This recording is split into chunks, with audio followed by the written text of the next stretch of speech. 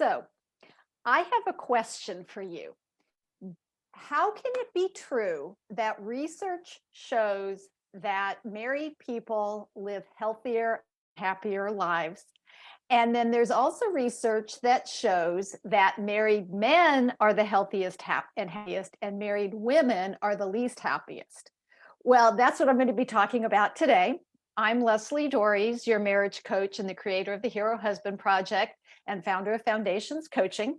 And, there's a lot of people that say, that old thing by Ronald Reagan about, statistics and just lies, right?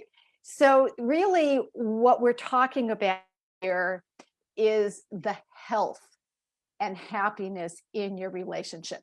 So if you already know that you're having challenges in your relationship and you want to do something about it, then I invite you to just contact me, put a comment down below, or send me a direct message or shoot me an email at leslie@foundationscoachingnc.com.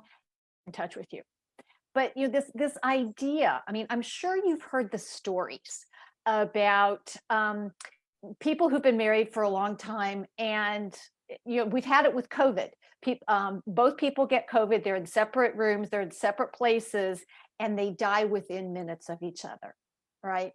Or there was a story a while ago about a couple who was actually in the hospital and they died holding hands, not from any accident or anything, because it brings to mind that quote from Winnie the Pooh, that if you live to be 100, then I want to live to be 100 minus 1 day, so that I never have to live without you. And when you hear that, when you see those things, what comes up for you? Do you relate to them, or do you go, yeah, in what world is that happening? Right? Sorry, my cat is playing on my desk. So, in a way, who are we talking about here?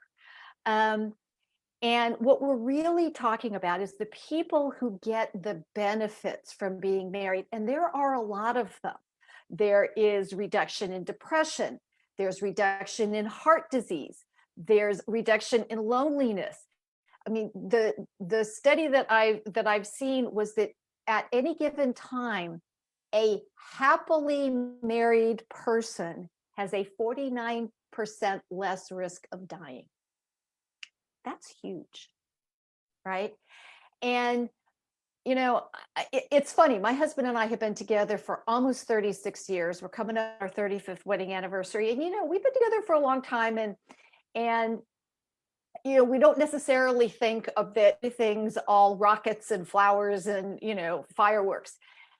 But a year ago, when he got sick, COVID, and his main symptom was a fever, but we were sleeping in separate rooms, and there were 2 nights that I didn't sleep well at all. And I didn't know why, because my husband never shares his health information with me. And it turned out that those 2 nights were the nights that his fever hit 104 and a half, right? Pretty high fever. And he didn't tell me, but I knew something was wrong. And it's not to say that our marriage its challenges, because every marriage has challenges.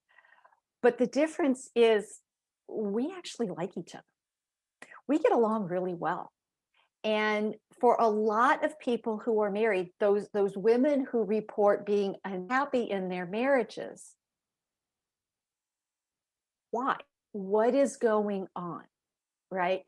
And it's like the statistics about men, the number of men and women who have affairs, right? It's like they're off, that more men admit to having affairs. It's like, so they're having affairs with the same women, or are women not being honest, right? So if we have men who are healthy and happy in their marriages, and women who are unhappy in their marriages, are they married to each other? And the truth of the matter is, actually, yes, in many cases they are, right? Because way too many people do not know what to do when things aren't going well. First off, they have to know that things aren't going well. And if you've got 2 different people, one person is going to think everything's fine, and then the other person is not at all happy. And maybe you have done this dance. Maybe you have gone round and round about this. And the truth of the matter is if one of you isn't happy in your marriage, you're not going to get the benefits of being happily married, either one of you, right? Because you're not happily married. If one of you isn't in a good place in the relationship is in trouble. And I cannot stress this enough, right? And this is what happens. Now, I get that you may not understand your partner's point of view, and that you may think your partner is focusing on all the wrong things. I get it.